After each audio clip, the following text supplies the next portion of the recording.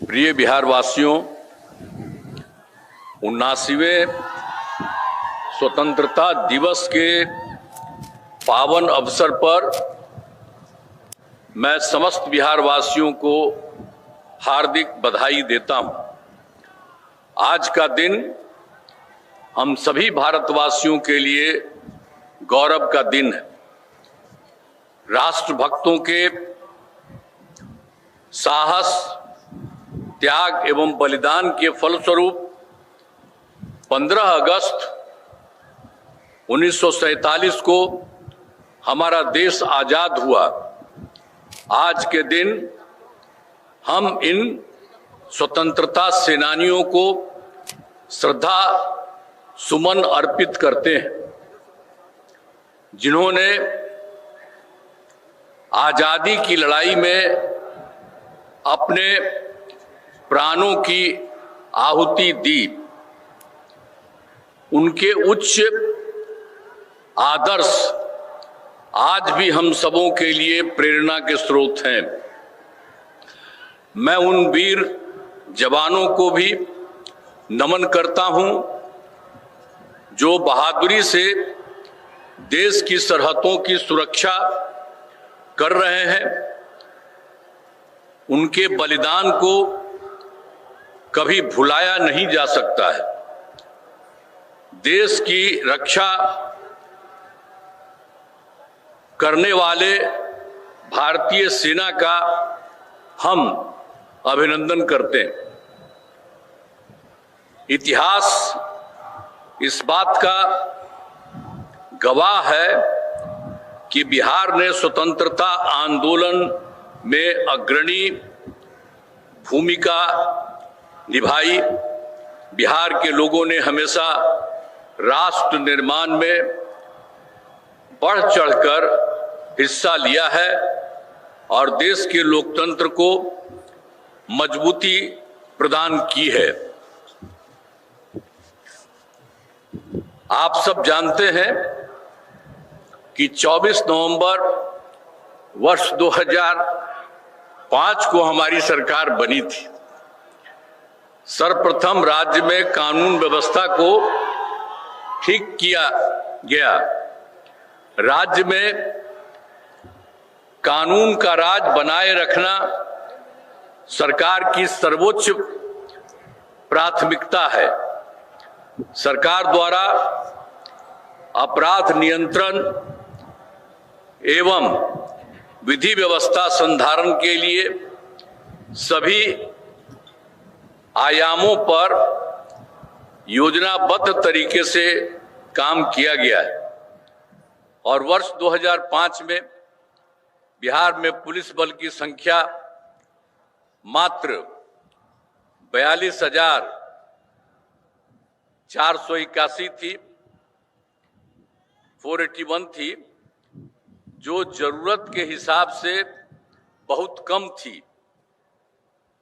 इसलिए शुरू से ही पुलिस बल की संख्या को बढ़ाने पर जोर दिया गया और अब पुलिस की संख्या बढ़कर उसके बाद 1,10,000 हो गई। अब उसके बाद 2023 में पुलिस बल की संख्या को और बढ़ाने के लिए 2,29,000 तय किया गया है। अब उसके लिए काम शुरू हो गया है और जो काम शुरू हो गया है तब पुलिस बल की संख्या 1,31,000 हो गई है और नियुक्ति तेजी से जारी है। हमने ये कहा कि बहुत तेजी से इस काम को करिए और यही काम जो किया था कि अब पहले तो 1,10,000 हुआ था और उसी के बारे में तय किया कि इसको और बढ़ाएंगे और 2,29,000 तय किया जाएगा। तो अभी एक ही राउंड हुआ है, लेकिन उसके बाद हमने सब लोगों को कहा है कि इसको और तेजी से करिए ताकि उतनी संख्या जो कह रहे हैं हम लोग 2,29,000 वो जल्दी हो जाए। तो इसके लिए भी होने की बात हो रही है। और राज्य में वर्ष 2005 की तुलना में हत्या, डकैती, लूट और फिरौती हेतु अपहरण की घटनाओं में बहुत कमी आई है। अब किसी प्रकार के डर एवं भय का वातावरण नहीं है। लोग देर रात तक बाजार हाट का काम कर रहे हैं। लोग बिना डर भय के हर जगह आ जा रहे हैं। अब इसके बाद सर्वप्रथम शिक्षा एवं स्वास्थ्य के क्षेत्र में विशेष ध्यान दिया गया है। पहले बहुत कम स्कूल थे। जब हम लोगों की सरकार बनी उसके बाद क्या हाल था? पहले बहुत कम स्कूल था, शिक्षकों की काफी कमी थी और जिसके कारण स्कूलों में ठीक से पढ़ाई नहीं होती थी। तो बड़ी संख्या में नए स्कूल खोले और नियोजित शिक्षकों की बहाली हम लोगों ने की और शिक्षा को बढ़ावा देने हेतु लड़के लड़कियों के लिए पोशाक एवं साइकिल योजना चलाई गई है। आप सब जानते हैं कि कितना ज्यादा किया गया भाई। आखिर शिक्षा को बढ़ावा देने हेतु लड़के लड़कियों के लिए पोशाक एवं साइकिल योजना चलाई और सभी पंचायतों में उच्च माध्यमिक विद्यालय खोले गए। लड़कियों को 12वीं पास करने पर 25,000 रुपये तथा ग्रेजुएट पास होने पर 50,000 रुपये की राशि दी गई है। अब लड़कियां भी खूब बढ़ रही हैं और स्कूलों में लड़के लड़कियों की संख्या लगभग बराबर हो रही है। तो वर्ष 2023 में बिहार लोक सेवा आयोग द्वारा 2,56,000 सरकारी शिक्षकों की बहाली की गई है। अब हम लोगों ने फिर बढ़ा दिया। अब पहले जो था 2006 में हमने कहा था कि नहीं आप ही लोग बहाल करिए, तो उसकी संख्या रही है 3 लाख बने, उसके 68,000 तो नियोजित शिक्षक बने। अब जिसमें अब उसमें जो हम लोगों ने सब कुरुआ किया तो 3 लाख जो 68,000 वाली थी उसी में से कुछ लोग लोक सेवा आयोग में पढ़ाई दी तो शामिल हुए, तो उसमें 28,976 सरकारी शिक्षक बन गए। तो जो हमने कहा कि 2,58,000 उसमें ये भी शामिल हो गए। तो इसलिए 3 लाख जो 68,000 था वो हो करके अब 3,39,000 और 24 नियोजन शिक्षक शेष बचे। तो उसके बाद हम लोगों ने कहा कि भाई एक जगह करके वो इसमें भी शामिल हुई है। अब किसी को इसमें बीपीएससी की परीक्षा में आने की जरूरत नहीं है। एक मामूली सी परीक्षा करके इन लोगों को किया जाएगा। तो यही सब किया गया, सरकारी शिक्षक बनाया जाएगा। तो इसके लिए सरकार ने तय किया कि 5 मौके हम लोगों ने तय किया और 2 परीक्षाओं का आयोजन हुआ। तो उसमें 2,54,000 नियोजित शिक्षक पास हो गए। अब उसके बाद बच गया है मात्र 85,000 शेष बच गए हैं। हाल ही में तीसरी परीक्षा भी हुआ है, 5 के बारे में बात था, तो अभी तीसरी परीक्षा भी हुआ है लेकिन उसका कोई रिजल्ट अभी नहीं आया है। और उसके बाद अगला 2 बार भी बहुत जल्दी कराया। तो अब कुल मिला करके तो जो अब उसमें से मामूली परीक्षा में जो हम लोगों ने 2,24,000 कर दिया और दूसरी बात जो पहले हम लोगों ने करवाया था लोक सेवा आयोग में बीपीएससी में 2,58,000, तो ये दोनों मिल करके अब कुल मिलाकर सरकारी शिक्षकों की संख्या 5,12,000 हो गई है। तो ये सब एक एक तरह से काम किया जा रहा है और शुरू से ही सभी स्वास्थ्य सेवाओं में सुधार किया गया है। पहले स्वास्थ्य व्यवस्था बहुत खराब थी। प्राथमिक स्वास्थ्य केंद्र में इलाज के लिए प्रति माह मात्र 39 मरीज ही आते थे, यानी प्रतिदिन एक दिन में 1 या 2 मरीज आते थे। पहले क्या हुआ था, जो हम लोगों का हुआ था उसके पहले 25 के पहले से जो लोग थे तो उनको क्या हाल था, यही था। और फिर हम लोगों ने 2006 से अस्पतालों में मुफ्त दवा और इलाज की पूरी व्यवस्था की है। और अब जानते हैं, ये जानना चाहिए कि अब प्राथमिक स्वास्थ्य केंद्र में हर महीने औसतन 11,600 मरीज आते हैं। अब उतना कम आता था, और कितना एक दिन में आता था, 1 या 2। अब सब जगह इतनी संख्या हो गई, तो प्राथमिक शिक्षा केंद्र में आपको बता रहे हैं हर जगह ये सब काम किया। अब इसके अलावे जो 6 मेडिकल कॉलेज थे पहले से, ये सरकार जो दूसरी हम लोग पहले वाला ही थे उसमें कुछ नहीं बना था, वो पहले से बना हुआ था 6 मेडिकल कॉलेज। उसके बाद हम लोगों ने बनाना शुरू किया, तो अभी तो काफी पहले 12 हो गया है, लेकिन 21 जिलों में नए मेडिकल कॉलेज बनाए जा रहे हैं, वो भी जल्दी होगा। लेकिन उसके बाद जो 7 था, कहीं कहीं हो गया था, कहीं छोटी जगह थी, उसके बारे में भी हम लोगों ने तय किया कि नहीं, 7 जिलों में मेडिकल कॉलेज बनाए जाएंगे। अब वो भी सब तय कर दिया गया है। अब पटना मेडिकल कॉलेज अब वो तो कर रहा है तेजी से, वो सब काम भी हो ही रही है। तो पटना मेडिकल कॉलेज एवं अस्पताल में जो 6 ही था, तो अब जो पटना मेडिकल कॉलेज अस्पताल को 5,400 बेड तथा अन्य 5 पुराने मेडिकल कॉलेज को 2,500 बेड का किया जा रहा है। यह हम लोगों ने यह भी तय किया। और आप जानते हैं, हम बराबर जाकर के पटना मेडिकल कॉलेज देखते रहते थे पहले, आज भी देख रहे हैं। तीसरा राउंड भी हो गया है, अब 5 राउंड में उसको पूरा का पूरा कर देना है, 5,400 बेड। और कितना जो देख रहे हैं, अगर जाइएगा तो सब लोग, आप लोगों को हम कहेंगे, हम जाते हैं तो आप लोग भी तो आते ही है कोई ना कोई, तो जा करके देखिए कि कितना बड़ा मेडिकल कॉलेज हम लोग पटना मेडिकल कॉलेज का बनवा रहे हैं।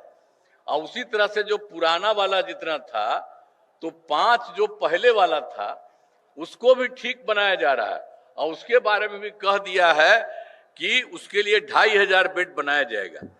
और एक जो यहाँ था, Indira Gandhi institute of medical science IGIMS Patna में, तो उसमें तो कोई कुछ नहीं होता था, तो उसके लिए भी हम लोगों ने देख करके पूरा किया।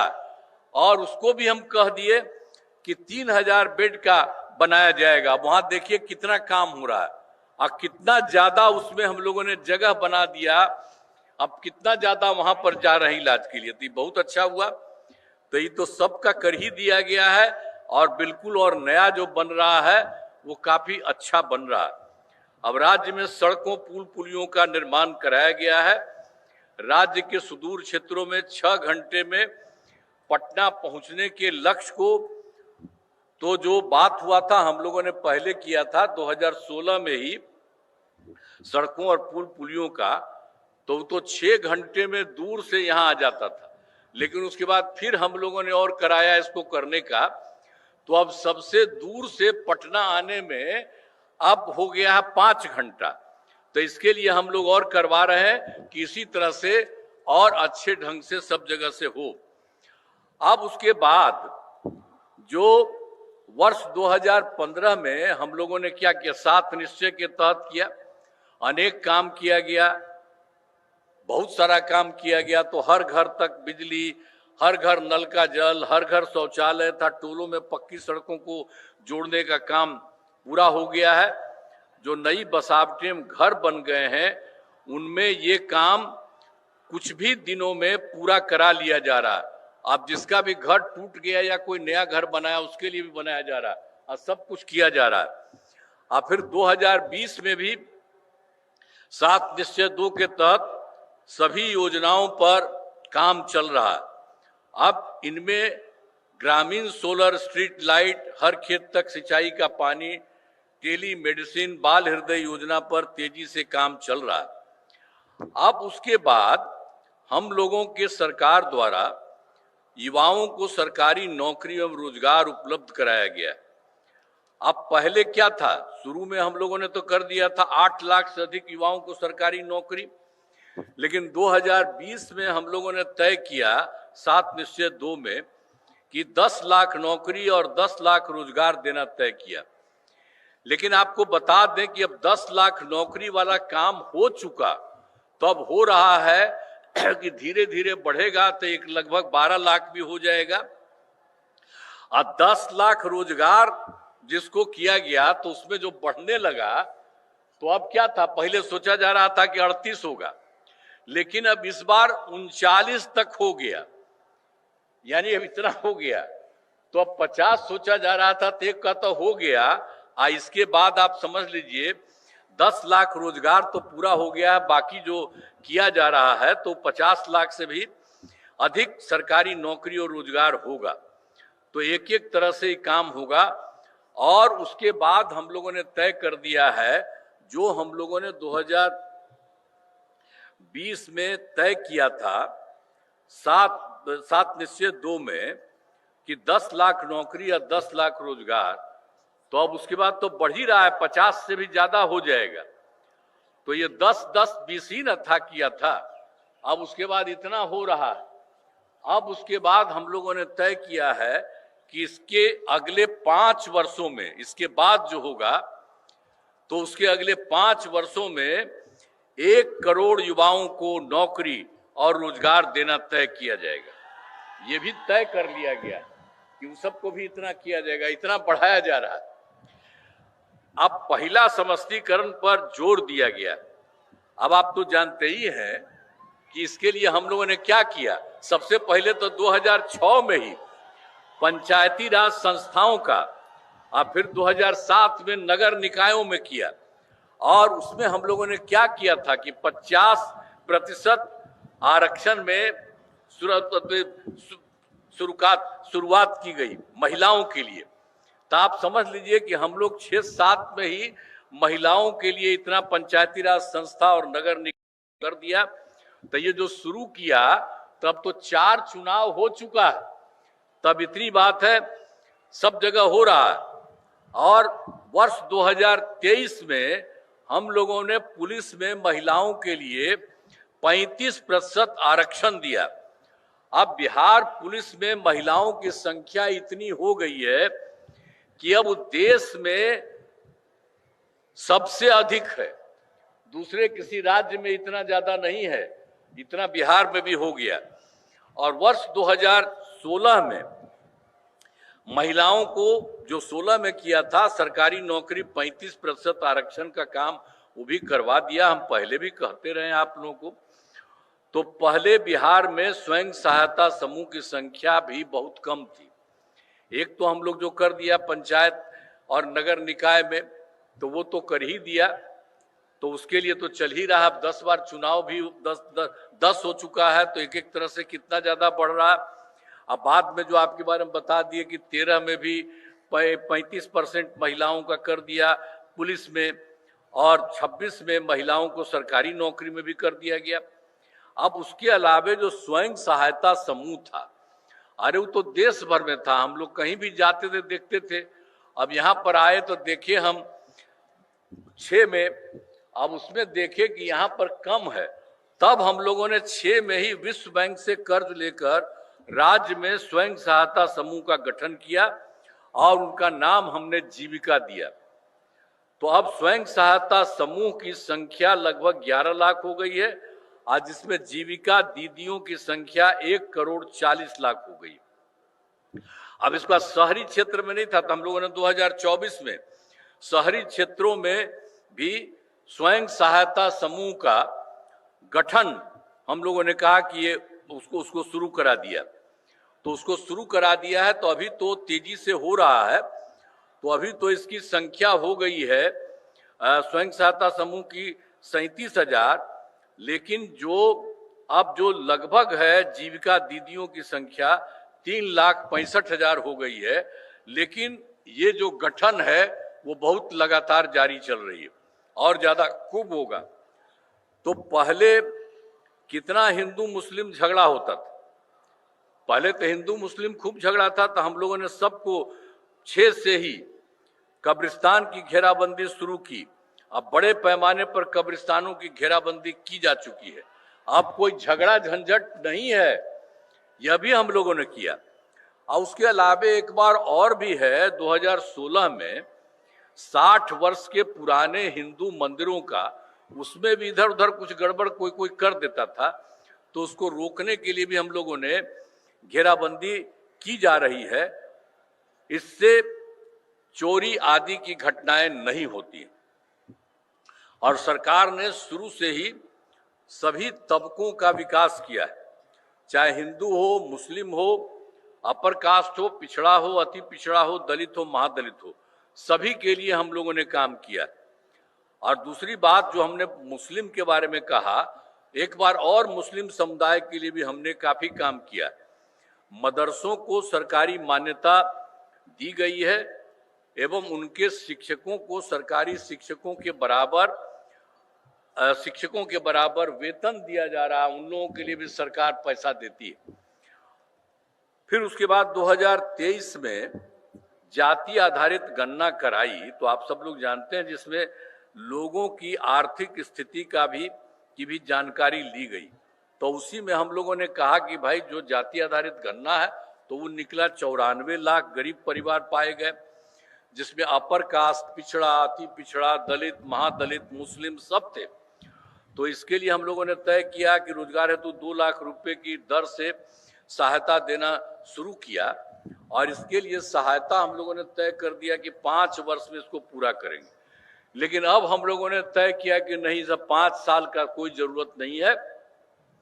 अब इन सभी परिवारों को एक साथ सहायता दी जाएगी।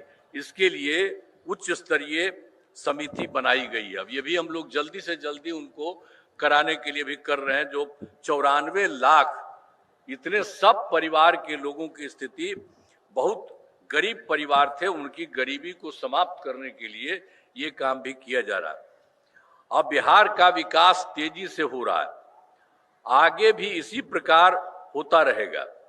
अब वर्ष 2024 के दिसंबर एवं 25 के जनवरी फरवरी माह में मैंने प्रगति यात्रा के दौरान सभी जिलों में जाकर, अभी तो हम लोग जो किए थे 2024 में दिसंबर में, अब 25 में जनवरी फरवरी में प्रगति यात्रा के दौरान सभी जिलों में जा करके विकास कार्यों को देखा और जो कमी रही उसे पूरा करने के लिए कुल मिला करके सब जगह मिल गया है 430 नई योजनाओं की स्वीकृति हुई। अब उसके लिए काम हम लोग सबके लिए शुरू, हर जगह के लिए, हर जिले में, हर जगह के लिए भी सब काम किया जा रहा है। तो उस पर 50,000 करोड़ रुपए की लागत लगेगी। इसके लिए भी काम, हम सभी योजनाओं पर तेजी से काम चल रहा है। अब हाल ही में सरकार ने कुछ नए कदम उठाए जिसके सभी को काफी फायदा होगा। पहला है, गांव में शादी समारोह आयोजित करने के लिए सभी जगह उपलब्ध नहीं रहती है। इसे देखते हुए सरकार सभी पंचायतों में विवाह भवन का निर्माण कराएगी, ये तय किया। इस पर 4,026 करोड़ रुपए की राशि खर्च की जाएगी, जिसमें गरीबों को काफी फायदा होगा। और दूसरा है, जीविका दीदियों को बैंकों से ऋण के ब्याज को 10 से घटाकर 7% कर दिया गया। और तीसरा है, जीविका के सभी कर्मियों को मिलने वाली राशि को बढ़ाकर दोगुना कर दिया गया। और चौथा है, अब प्रमंडल स्तर तक, अब प्रखंड स्तर तक दीदी की रसोई का संचालन किया जाएगा। इसमें मिलने वाले खाने की कीमत 40 रुपये से घटा करके 20 रुपये कर दिया गया। और पांचवा है, पंचायत के सभी प्रतिनिधियों को मिलने वाली राशि को बढ़ाकर 1.5 गुना किया गया। और छठा है, सभी वृद्ध जनों, दिव्यांग जनों और विधवा महिलाओं को मिलने वाली पेंशन की राशि 400 रुपया रहा है और उसको बढ़ा करके 1100 कर दिया गया। इससे बड़ी संख्या में लोगों को फायदा होगा। और एक चीज अभी और हाल ही में हम लोगों ने कर दिया है कि आप जानते ही हैं कि 2018 में हर घर बिजली पहुंचा दी गई, सब जगह कर दिया गया था।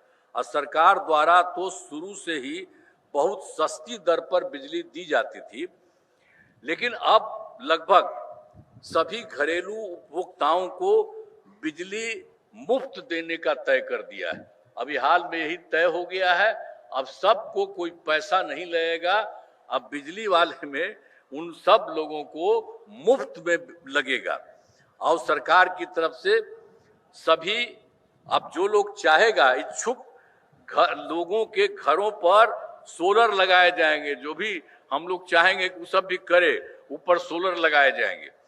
इससे सभी को बहुत फायदा होगा।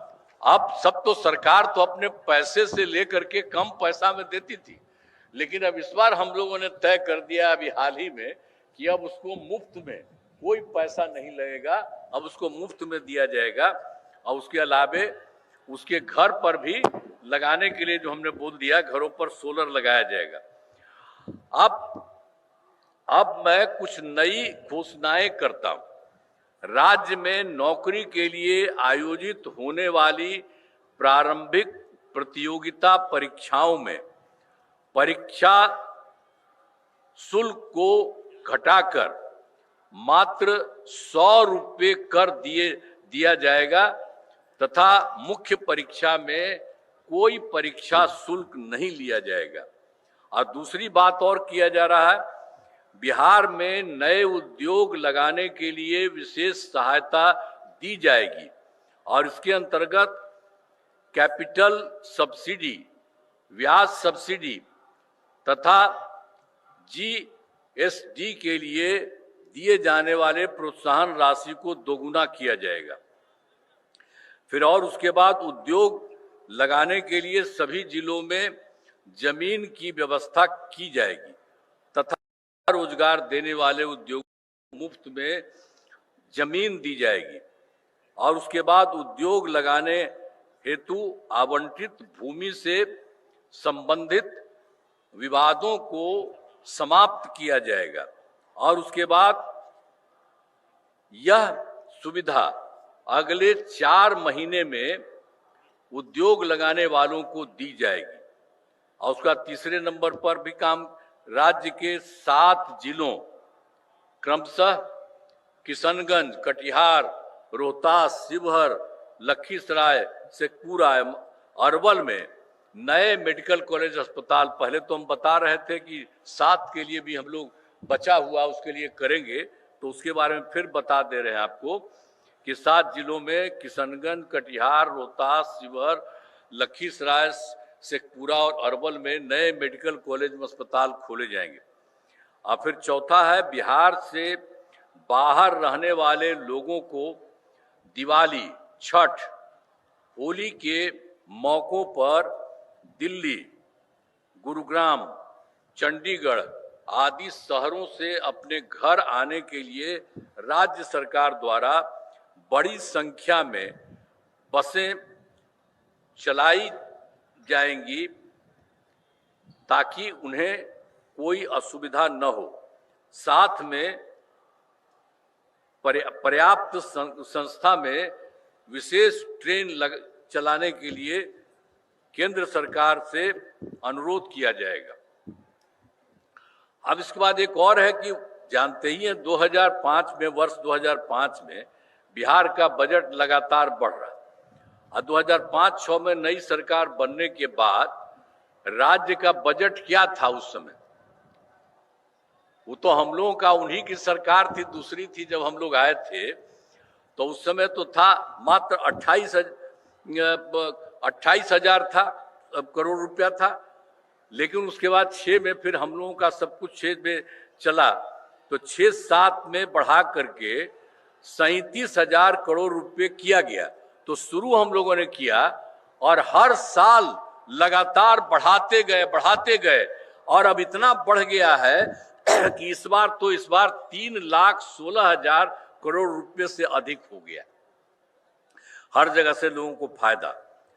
और बिहार के विकास के लिए हम आदरणीय प्रधानमंत्री श्री नरेंद्र मोदी जी के नेतृत्व वाली केंद्र सरकार का पूरा सहयोग मिल रहा है। और इस सरकार ने, केंद्र ने कितना अच्छा काम किया है बिहार के लिए।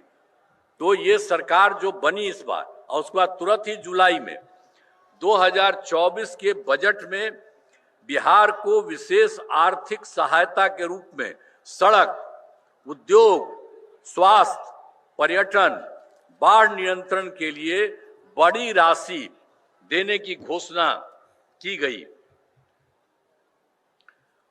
और उसके बाद फरवरी 2025 के बजट में बिहार में मखाना बोर्ड की स्थापना, ग्रीनफील्ड एयरपोर्ट की स्थापना, पश्चिमी कोसी नहर के लिए वित्तीय सहायता और राष्ट्रीय स्तर के खाद्य प्रसंस्करण संस्थान की स्थापना एवं पटना IIT के विस्तार की घोषणा की गई।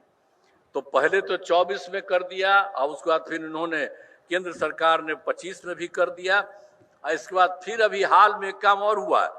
केंद्र सरकार द्वारा वर्ष 2018 से, और उसमें तो कुछ ही राज्यों में खेलो इंडिया यूथ गेम्स का आयोजन किया गया था, लेकिन उन्होंने बिहार के लिए भी किया। इस वर्ष खेलो इंडिया यूथ गेम्स 2005 के आयोजन का जिम्मा बिहार को मिला, जो गौरव की बात है।